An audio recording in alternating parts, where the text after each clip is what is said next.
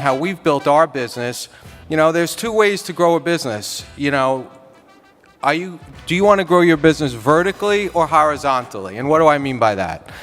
So some people think the bigger the company, the bigger the portfolio. Well, we don't look at our business that way. We've seen a lot. New York is literally a graveyard of distributors that have tried to make it and have not made it. And how do you make it? What do?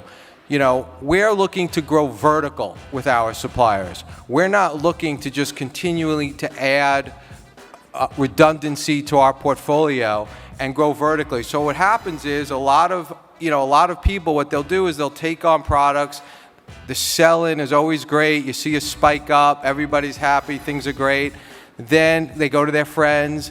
Then it sort of narrows down. Then it slows down because you have to start seeing the sell-through.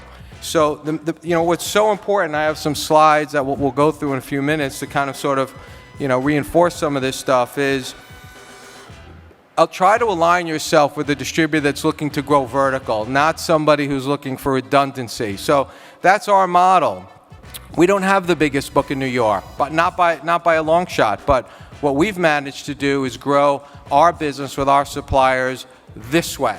So, not every brand we take on is going to be a skyscraper. Some are just 4-floor level buildings, but it depends upon what your goals are. But very important for us is not to just take on a product, see a spike, then it levels off. Then you take on another product and you see a spike and it levels off, and that's how you see your revenue.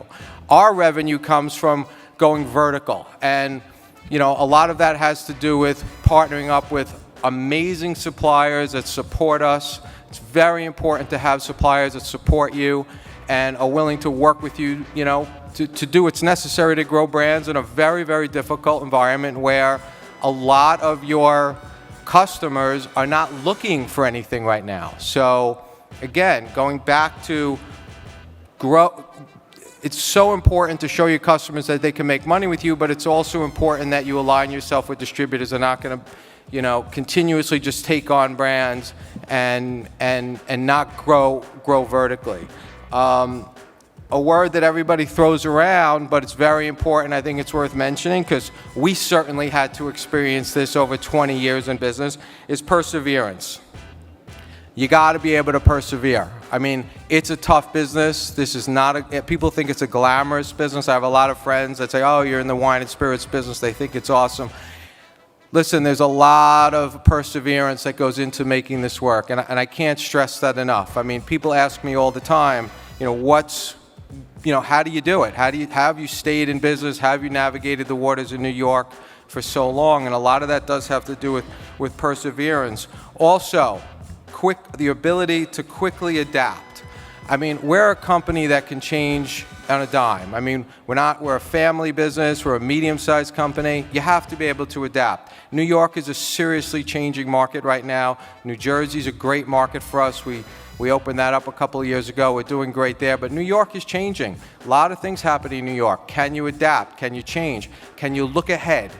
We are a company that is always looking ahead. We're looking forward. Not necessarily for the next new great thing to come along, but who are your suppliers? How are you interacting with them?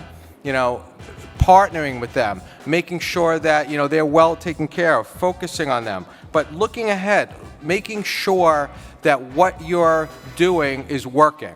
I mean, you have to be paying attention to that because your competitors are.